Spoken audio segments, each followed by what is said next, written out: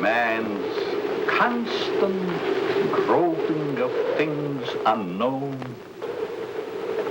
drawing from the endless reaches of time, brings to light many startling things.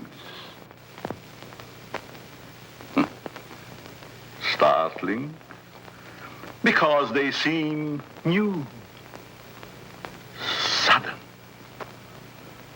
But most are not new to the signs of the ages.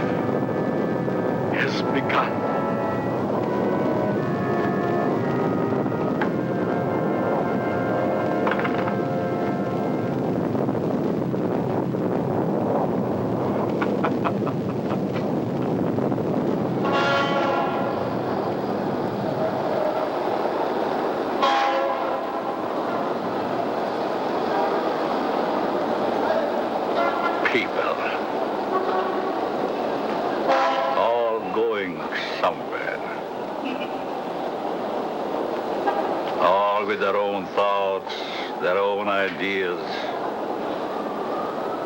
all with their own personalities. One is wrong because he does right. And one is right because he does wrong. Pull the string.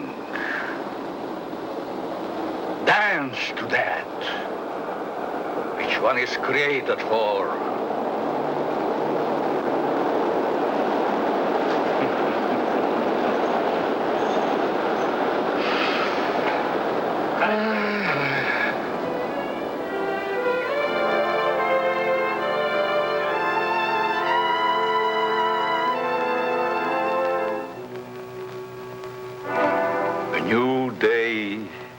Begun.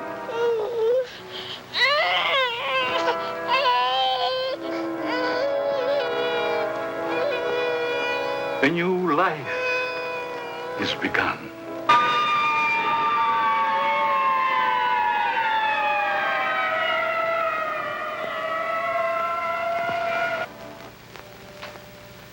A life is ended.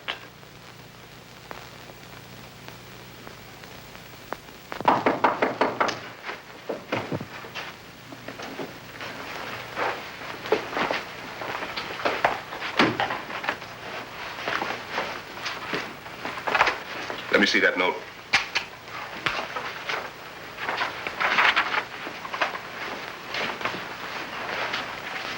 The records will tell the story. I was put in jail recently. Why? Because I, a man, was caught on the street wearing women's clothing. This was my 4th arrest for the same act. In life, I must continue wearing them. Therefore, it would only be a matter of time until my next arrest. This is the only way. Let my body rest in death forever in the things I cannot wear in life.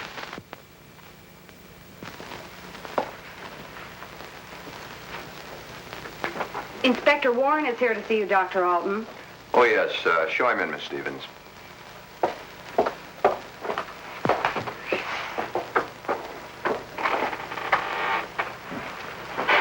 Inspector? Doctor? Sit down. Thank you.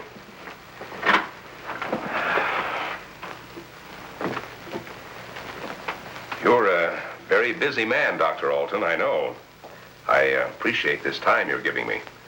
Business or pleasure, Inspector? In a way, business. From policeman to inspector. 20 years of it. I guess I've seen everything there is for a policeman to see. Yet I wonder if we ever stop learning. Learning about which we see. Trying to learn more about an ounce of prevention. I'm a man who thrives on learning. We only have one life to live. If we throw that one away, what is there left? Doctor, I'm hoping to learn something from you. And with that knowledge, maybe save some human from a fate which I just witnessed a few days ago. A 4-time loser. This type of case comes to me as well as yourself, many times during the course of 1 month. The suicide? The suicide. Most of us have our idiosyncrasies. This fellow's was quite pronounced. Yes, but I wonder if it rated the death warrant it received. I don't think so. Well, that's why I'm here today, Doctor. What do we do about it? I've always heard you to be a hard-hearted policeman, Inspector. Isn't that what's thought of most policemen? The laws are written. The policeman is hired to see that those laws are enforced. We have a job to do. As in most jobs, there's always somebody who doesn't want that job to be done. In most factories today, the employer has put up suggestion boxes. Even the employer needs advice once in a while. I think in the case that we're referring to, I need advice. Maybe it shouldn't have happened as it did, but it did. Perhaps the next time we can prevent it. Let's get our story straight. You're referring to the suicide of the transvestite? If that's the word you men of medical science use for a man who wears woman's clothing, yes. Yes, in cold, technical language, that's the word. As unfriendly and as vicious as it may sound. However, in actuality, it's not an unfriendly word, nor is it vicious when you know the people to whom it pertains. Would the sex operation do these people any good? I understand you were quite prominent in a case that hit the headlines a few weeks ago. In some cases, yes. Others, no. Well, the papers certainly had a field day with that one.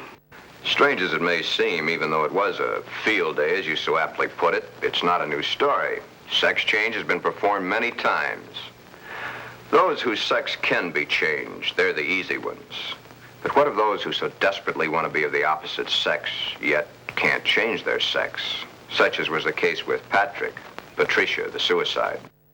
I'd like to understand this, Doctor, as best you can tell me. You can only fully understand the sex change by taking two entirely different cases. Two men with exactly the same background, from childhood to manhood and on to their own decisions and destinations. I'd like to hear the story to the fullest. Only the infinity of the depths of a man's mind can really tell the story.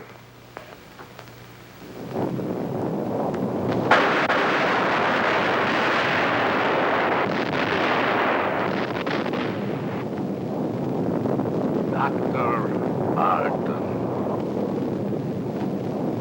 A young man, though he is, speaks the words of the All-Wise. No one can really tell the story. Mistakes are made. But there is no mistaking the thoughts in a man's mind. The story is begun.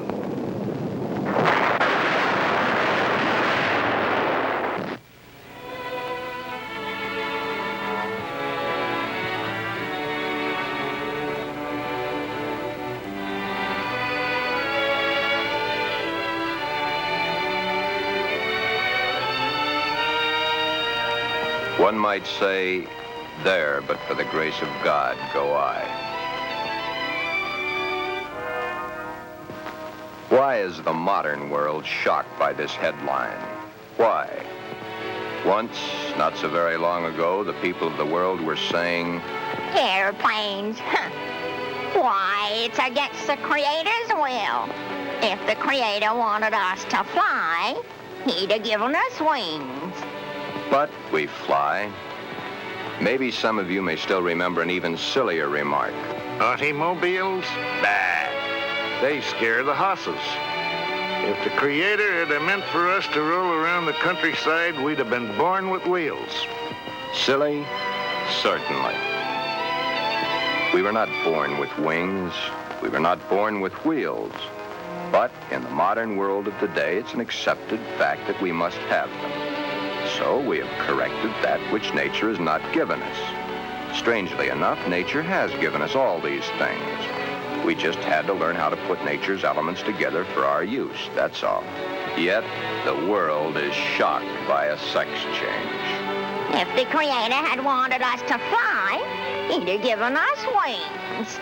If the Creator had meant us to roll around the countryside, we'd have been born with wheels. If the Creator had meant us to be boys, we certainly would have been born boys. If the Creator had meant us to be born girls, we certainly would have been born girls. Are we sure? Nature makes mistakes. It's proven every day. This person is a transvestite, a man who is more comfortable wearing girls' clothes. The term transvestite is the name given by medical science to those persons who wear the clothing of the opposite sex. Many a transvestite actually wishes to be the opposite sex. The title of this can only be labeled Behind Locked Doors. Give this man satin undies, a dress, a sweater, and a skirt, or even the lounging outfit he has on, and he's the happiest individual in the world. He can work better, think better, he can play better, and he can be more of a credit to his community and his government because he is happy. These things are his comfort. But why the wig and makeup? He dares to enter the street dressed in the clothes he so much desires to wear, but only if he really appears female. The long hair, the makeup, the clothing, the actual contours of a girl. Most transvestites do not want to change their life, their bodies. Many of them simply want to change the clothing they wear to that is worn by the opposite sex. Glen is engaged to be married to Barbara, a lovely, intelligent girl. Those fingernails have got to go. You know, I didn't realize they're as long as they are. My goodness, they're almost as long as mine. Maybe even prettier. We'll have to paint them sometime just for the fun of it. We'll trim them. That's for sure. You know, honey, you've invited me to dinner so many times in the last couple of months. It's almost like we're married already. I wish we were, darling. It's been a long year. For both of us. But now, my studies are through, college is concluded, and I'm free at last. Free? For the time being. Huh? Oh. How about joining me for an after-dinner drink? The living room? Mm-hmm.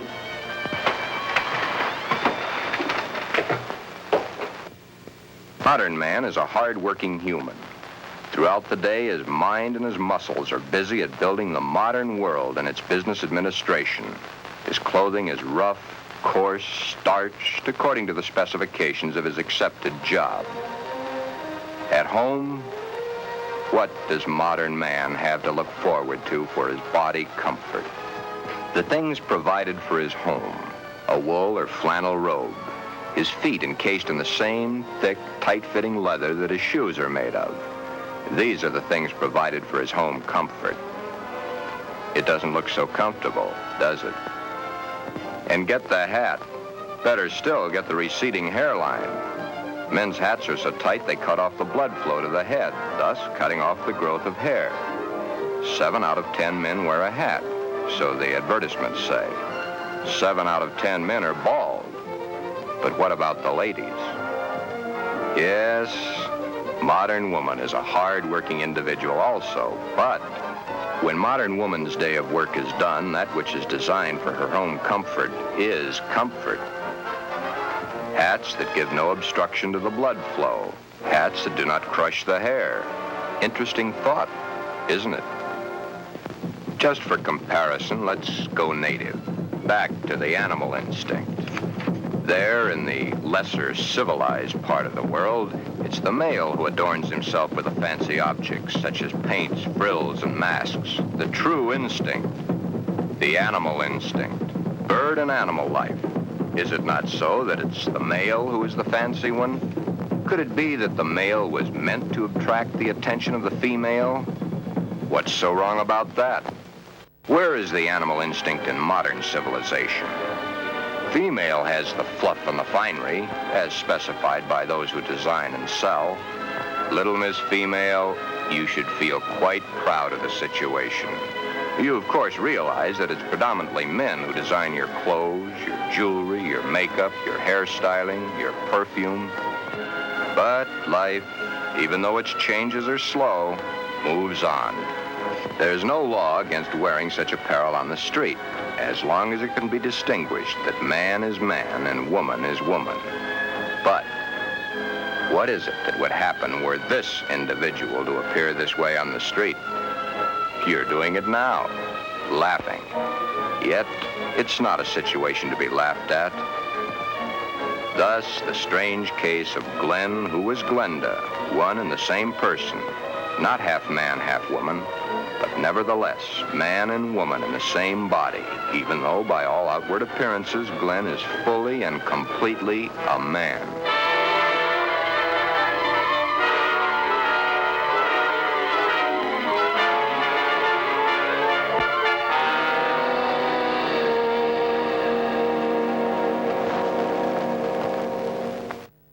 Sister, let me borrow her dress. You want to borrow your sister's dress? What for? I want to wear it to the Halloween party. There are names for boys who go around wearing girls' clothes. Oh, don't be silly, darling. You go ahead and wear your sister's dress, Glen. You always did look much better as a girl than you do as a man. Glen did wear the dress to the Halloween party. He even took first prize.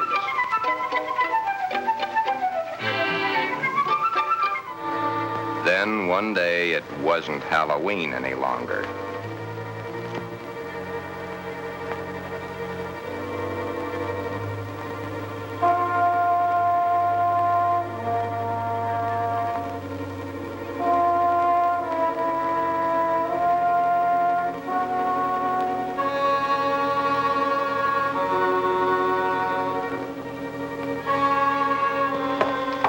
I wish I had the sight into such things to be able to advise you, Sheila. Maybe if you took the problem to a doctor. It's Glen that needs the doctor. But when things like this go wrong with someone so close and in your own family, it's so hard to believe. It's not really hard to believe. It's just hard for you to accept. Well, of course it's hard for me to accept.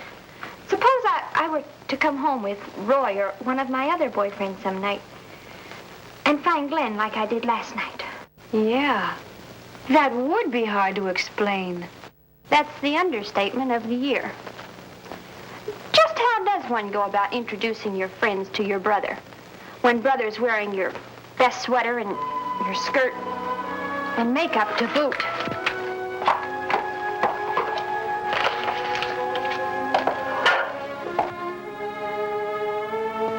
Glen is not a homosexual.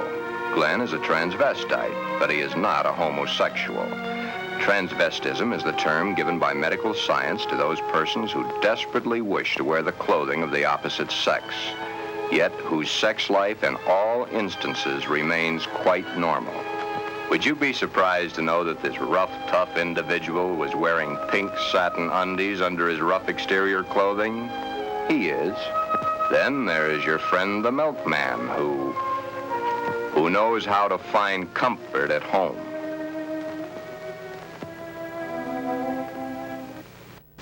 I can't stand it any longer. He wears all my clothes. Nothing is sacred to him. even my briefs. He has every one of my sweaters stretched out of shape. Of course, he has always replaced them. But then, they didn't last long either. But, Your Honor, ruffles on his shirts and shorts. Really? Glen and all the hundreds of thousands of other Glens across the nation face quite a problem. Glen is engaged to be married to Barbara, a lovely, intelligent girl. The problem? Glenda, Glen's other self. The girl that he himself is, his other individual personality. You look tired tonight, Glen. Yeah, I guess I am. It's been a long day. Have you seen the paper yet? No, why? It's headlines. A man had his sex changed to a woman. Isn't that a strange case? I wonder how some people's mind works. Well, some people aren't happy the way they are. I suppose so, but to change one's sex, that's a pretty drastic step to take. If it's the only way, I'm for it. I wonder what I would do in a case like that, if I were in the mental turmoil that person went through. Or if I suddenly realized that something was mentally wrong with you. Ooh, it's hard to visualize. Here we are, two perfectly normal people, got to be married and lead a normal life together. And there's this poor fellow who never could have been happy if it wasn't for modern medical science. Our fourth term in psychology explains a lot of the facts, but I'm afraid the end of study is only the beginning of reality. Glen's problem is a deep one, but he must tell her soon. She's begun to notice things. His nails, his eyes when he looks into a ladies' store window. So many of the little things that are hard to hide. Soon she will realize. Then there was the time Barbara was wearing the sweater Glen had always wanted to feel on his own body. It was becoming an obsession to him. He must have it. What's the matter, Glen, darling? I guess I was daydreaming. Something seems to be troubling you. Why don't you tell me? It's nothing. Once, long ago, just after we started going steady together, we promised we'd never lie to each other. Are we going to start now, just because we're engaged to be married? It's just that... Oh, Barbara, it's nothing that a little sleep won't cure. It's been an awful long day. It's more than that. Come on, tell me, darling. Who knows? Maybe I can help. That's just it. You could.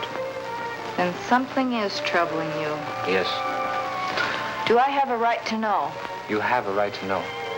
But let's just say for the moment that I'm afraid to tell you. I'm afraid I'd lose you. Nothing could be as bad as all that. I love you, and you love me. And nothing in the world can change that. I hope not. I really hope not. Glen, is it another woman?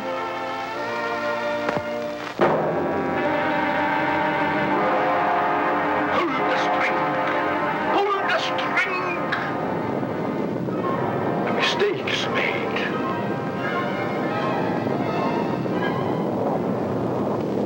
A story must be told.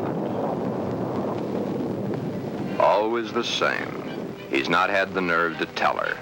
But he must soon come to some conclusion or forget the marriage. Should he tell Barbara of his Glenda now, before the wedding, or hit her between the eyes with it after, when it might be too late for either of them?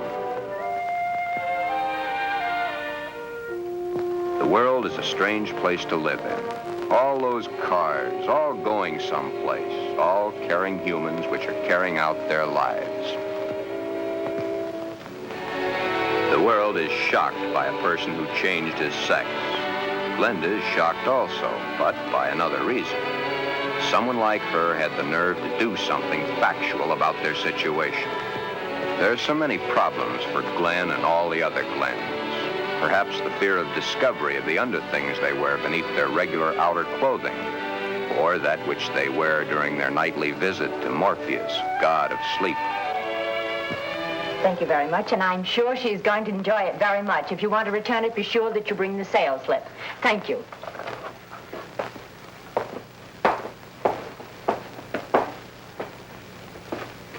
Can I help you, sir? Yeah. Let me see a 90. Oh, well, what size? 12. The color and the material? Black? I'm very sure. Just a minute. Well, we have this here. Would you like that? Something like this? Has lace? Yeah. Perhaps he admires the material too long. You can see how sheer the material really is.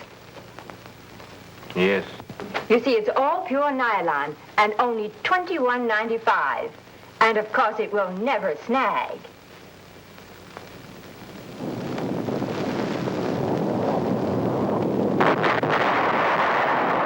But Glen and Glenda and all the Glens and Glendas have an even bigger problem.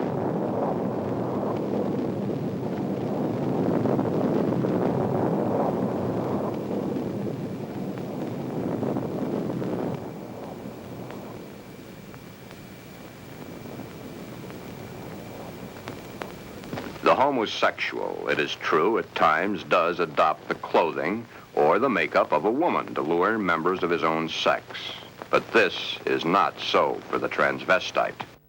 The transvestite is not interested in those of their own sex. The clothing is not worn to attract the attention of their own sex, but to eliminate themselves from being a member of that sex.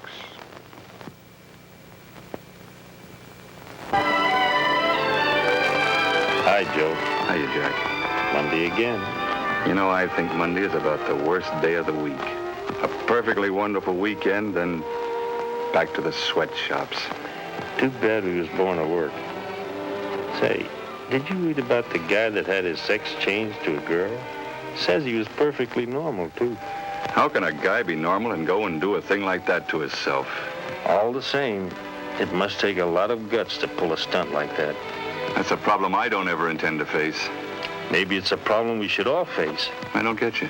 Just think of the unhappy life. The miserable time this world of ours must have given that poor guy. I still don't get you. Now, here is a guy who wanted to be a girl. Supposing there had been no way to change his sex. You sound as if you're really head up on this thing. I guess I am. Do you realize what would happen if every man in the country that wanted to wear women's clothes or felt like a woman went to their doctors and wanted a sex change? Of course. That's why I say perhaps society should be a little bit more lenient with them. Maybe society should try to understand them as human beings. Another day done. Thank goodness. See you tomorrow, Jack. Yeah. So long, Joe. Until tomorrow.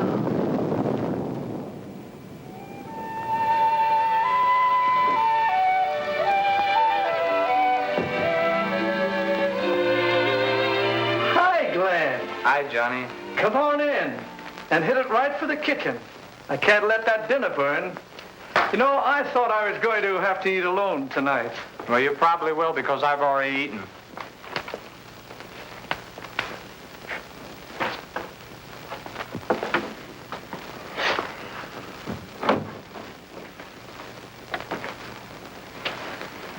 What's up?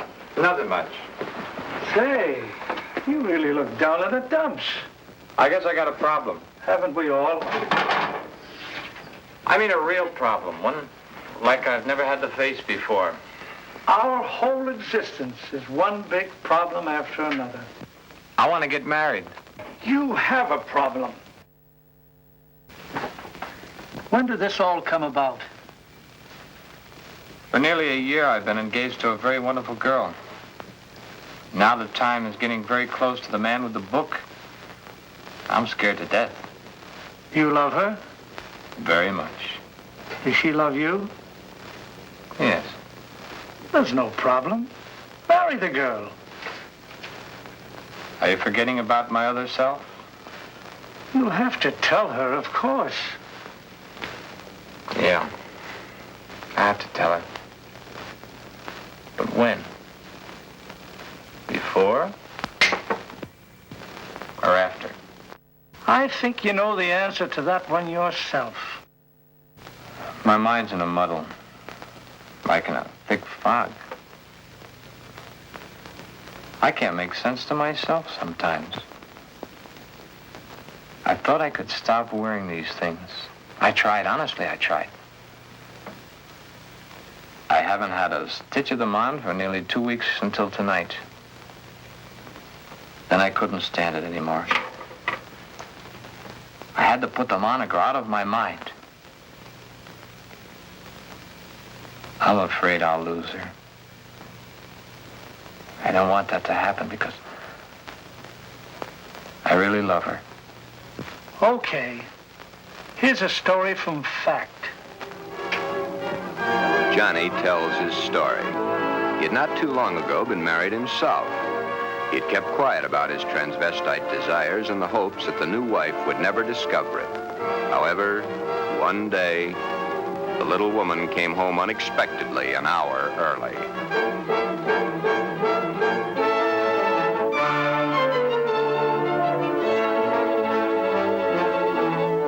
That marriage ended here. Will your problem be like mine? Most probably it will. Because the love hasn't been built up for such a thing. She, your wife, she will not have been taught enough about the problems to cope with it. Glenda must now make her decision, or forever forget the marriage to Barbara. Glenda should consult a competent psychiatrist, but then very few transvestites wish to change their strange desires. This is their life. To take it away from them might do as great a harm as taking away an arm or a leg, or life itself. Many even carry their transvestite desires to the grave with them. Yes, it is a problem. But Glenda, remember back almost a year ago when Glen and Barbara accepted each other? Okay.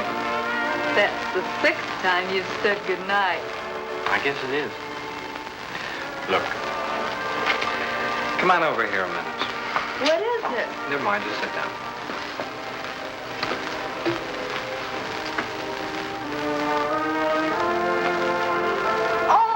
Beginning to think you'd never get around to it. Did you mean you will? What do you think?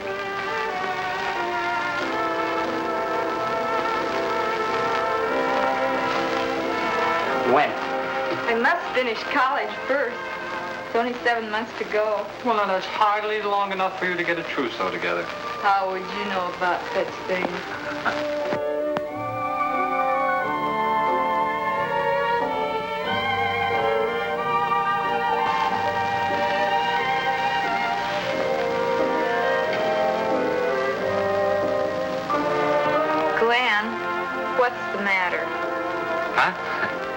All of a sudden, you seem 1,000 miles off.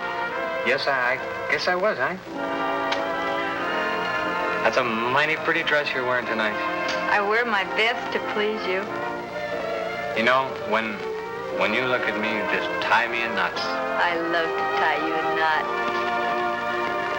Oh, I'll be so happy when these next few months are over. Some special reason? Of course. So you can stop kissing me goodbye at the door every night. Yes? So you can hold me close to you always. Yes? Then all you'll have to do is call and close your eyes and feel my lips on yours.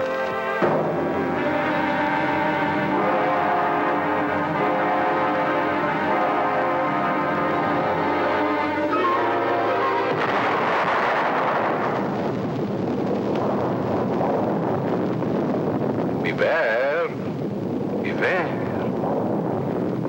Beware of the big green dragon that sits on your doorstep. He eats little boys, puppy ducktails, and big fat snails. Beware. Take care. there.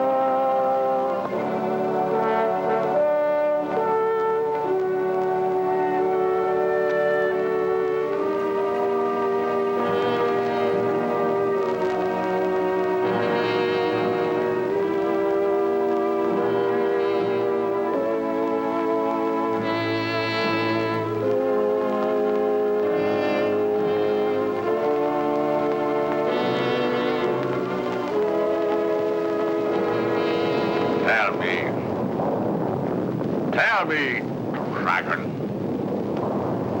do you eat little boys? Puppy ducktails and big fat snails? Puppy dog's tail, puppy dog's tail, puppy dog's tail. Everything nice, everything nice. Ha, ha, ha, puppy dog's tail.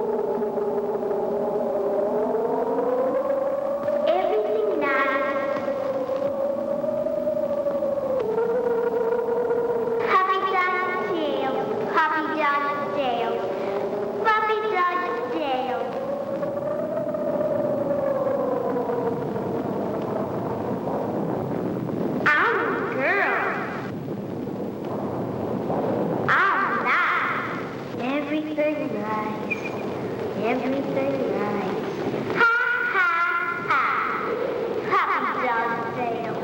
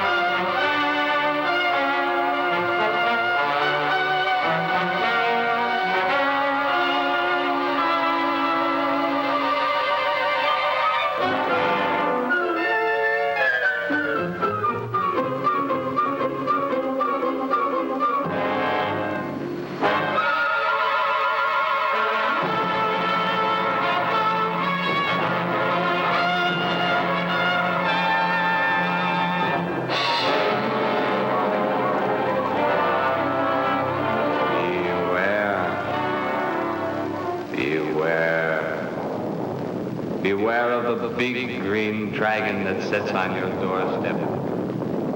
He eats little boys, puppy dog tails, and big, fat snails. Beware, take care. Beware.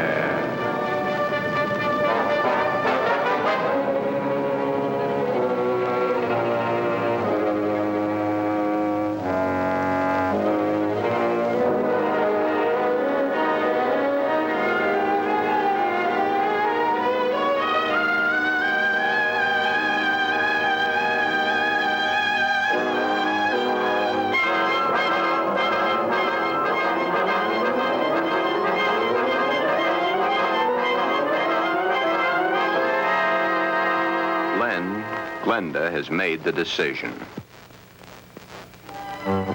Glen has decided to tell Barbara of his dual personality. To tell her of the nighties and negligees, the sweaters and skirts, the robes and dresses, the stockings and the high-heeled shoes, the wig and the makeup. All that goes to make Glen into Glenda. He tells Barbara he cannot cheat her of the knowledge that she, as his fiancée, should possess. All the facts. He tells her softly, hurriedly at first, then slowly as he becomes more technical. His hands move to caress the smooth material of her Angora sweater, which he has so long and so desperately wanted to put on his own body. He tells of this to her, and she looks to the sweater and to his hand. Then, when it is all over and that much of the story he knows is told, Barbara is not sure of her own thoughts. That's about it, darling. I wanted to tell you for a long, long time, but just couldn't bring myself to do it. I've been too much afraid of losing you.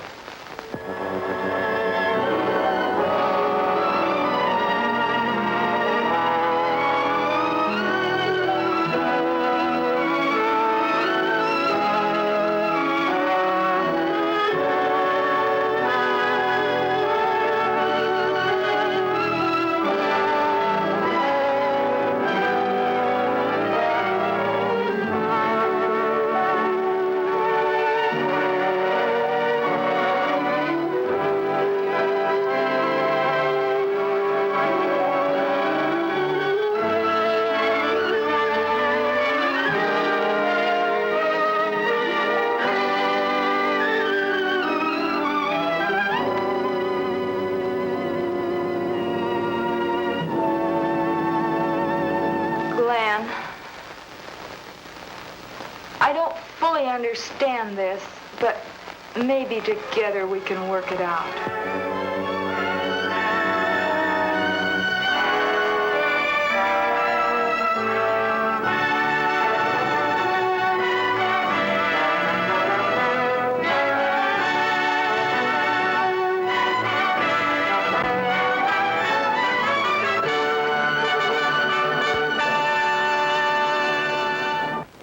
Is that the end of the story? Not quite. I'll get back to it in a minute. Glen's case is really the lesser advanced type cases. The second case is an extremely advanced one. However, I'll get to that in a moment. First, you must realize that the world over has its own particular problem. Each case must be handled individually according to the person, his past life, and his problem. Did this Glen have any homosexual tendencies? Absolutely not. It's very seldom that a true transvestite does. And he isn't a hermaphrodite? No more than he's a pseudo-hermaphrodite. Glen's case was entirely of his mind, brought on by the environment of his early youth. What about their children, Doctor? Would their children become the same way their father is? No. Transvestism is not hereditary. Well, what makes these men want to wear girls' clothes? Many things.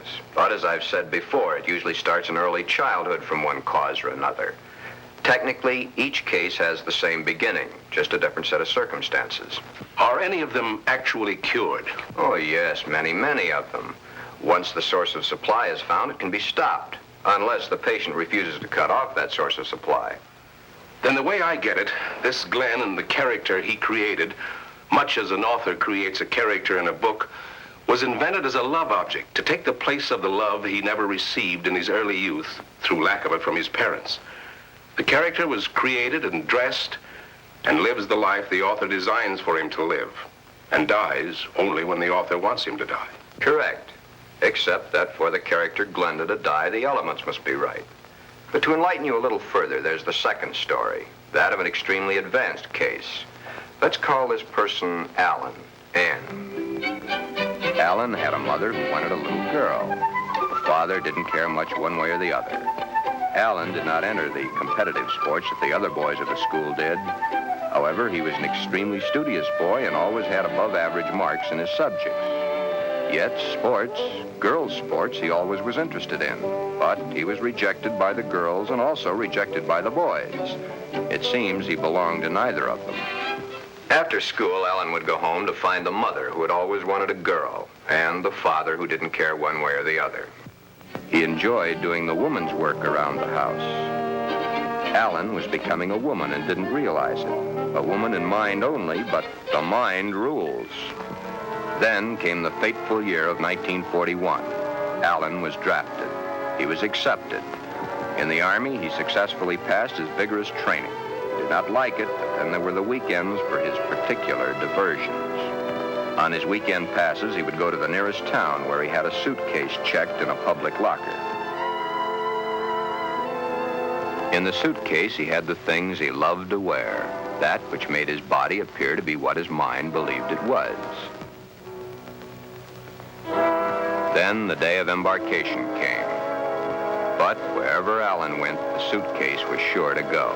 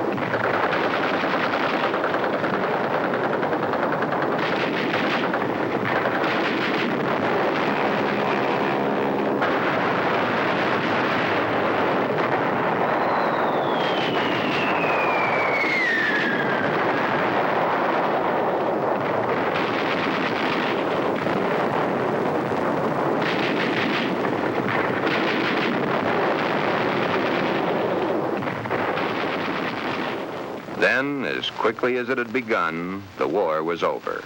Alan came home. Alan had learned all the terms directed at men like himself, but no one had found out his aversion. He was honorably discharged from the service at the end of the war. He had received the Silver Star and the Bronze Star for gallantry in action. While he was in an army hospital recuperating from a wound he had received in New Guinea, he learned a very interesting fact. He learned that foreign doctors were doing marvelous work with a sex change, man to woman, woman to man. Shortly after his separation from service, Alan came to me for advice.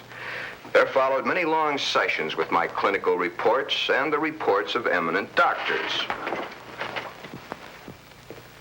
It had been found that Alan was really a pseudo-hermaphrodite. A hermaphrodite is one who has the organs of both the male and female in plain sight. A pseudo-hermaphrodite is one who has one perfectly formed organ of either sex and one imperfectly formed one that's difficult to detect. Alan was of the latter.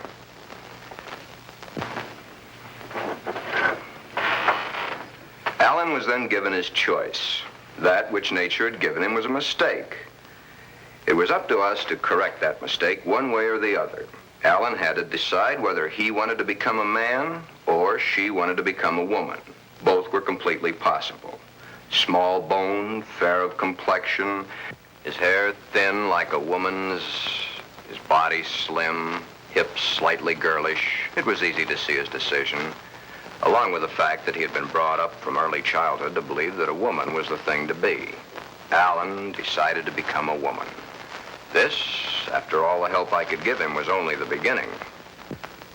During the following 2 years, he was to go through the tortures of the damned, but never was there a whimper from him because he knew that at the end of it all, he would at last be that which he had always dreamed. Hundreds of hormone shots were injected into various parts of his body. Alan's face was worked on with plastic surgery to smooth out the female elements. Long, tedious hours of work. The big day, or the starting of many big days, for it was to take many. The series of operations are performed slowly and at intervals to prevent any unnecessary shock to the nervous system. Still, the hormone shots continue, day after day, week after week, month after month. And even then, when the operation is over, the sex has changed, the shots must continue as long as Alan lives.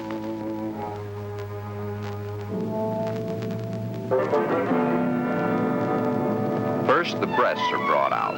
The body of the woman within begins to appear now.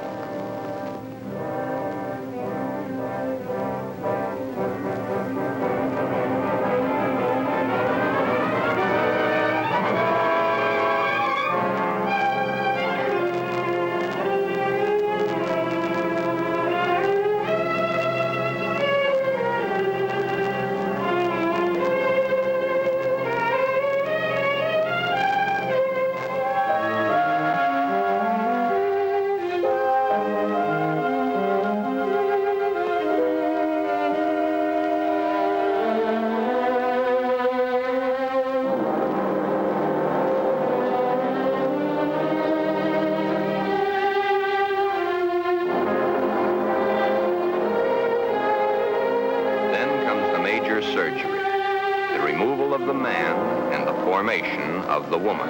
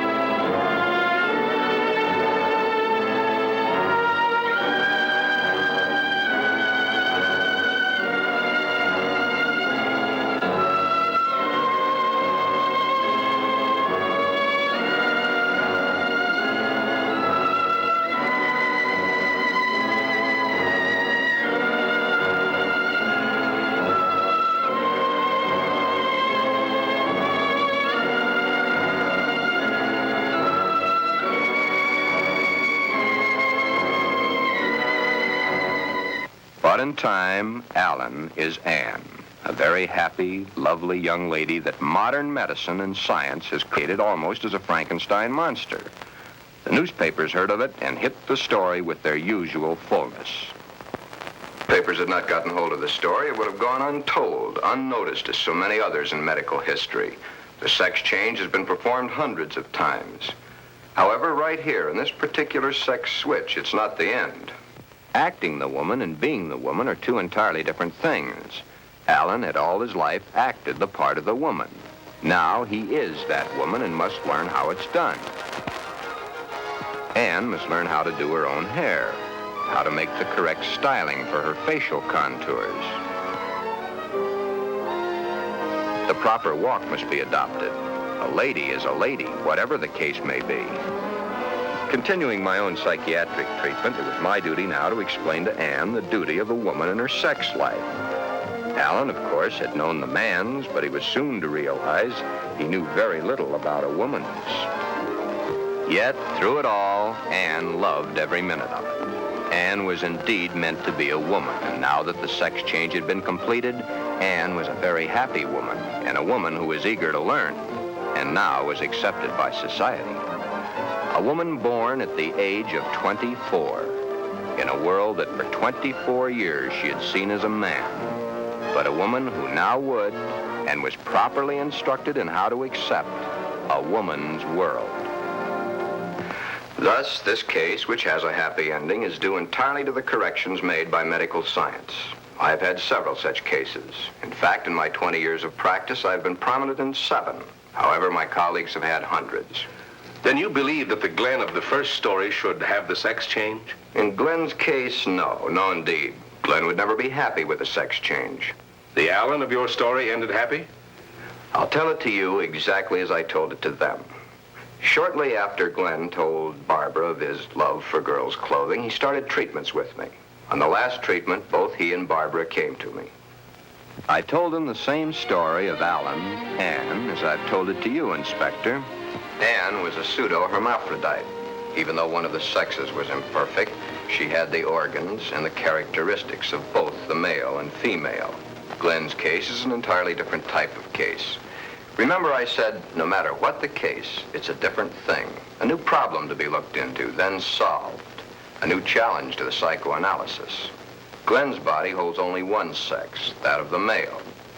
In all our talks, I've learned these pertinent facts. Glen's father had no love for his son.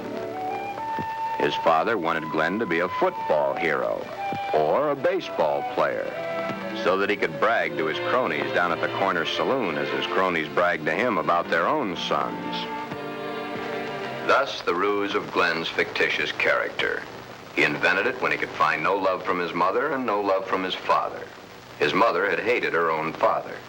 Glen reminded her of her father. Therefore, she gave all her affection, love, and attention to her daughter. Glen then decided also to become a daughter. Glen, you can kill this fictitious character of yours anytime you wish. For your happy ending, it's the only way. Then you think I can kill this second character by transferring her qualities to Barbara? Exactly. But as the author and his character, the elements must be right. It's up to you, Barbara. You must take the place, give the love, and accept the facts that Glenda has always accepted. If you love each other as you now believe you do, well, it'll be a hard job, but you'll enjoy doing the job. Should I let him continue to wear girls' clothing? Or should I put my foot down? If you put your foot down, you'd only go behind closed doors.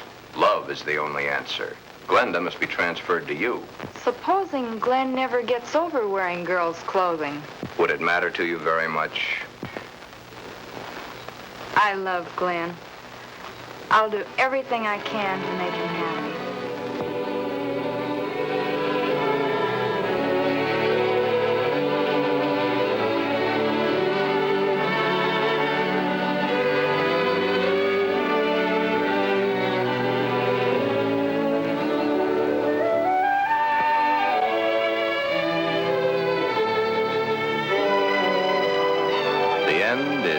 The beginning. Time passes. Soon, due to a happily married life, the remembrance of the psychiatric treatments, and Barbara's love and understanding, Glenda begins to disappear forever from Glen. Glen has found his mother, his little sister, his wife, and his Glenda all all in one lovely package. Thus, Glen's case has a happy conclusion. Therefore, two entirely different cases, handled in two entirely different ways, have a happy ending. Yeah, those two. But what of the hundreds of other less fortunate Glens the world over?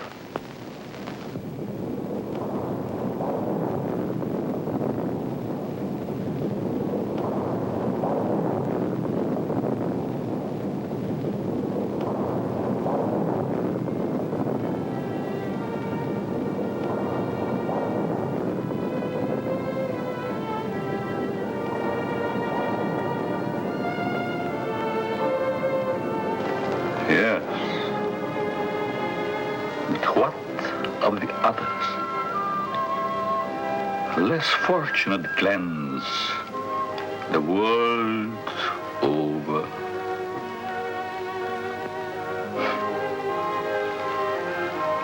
Oh, snips and snails and puppy duct.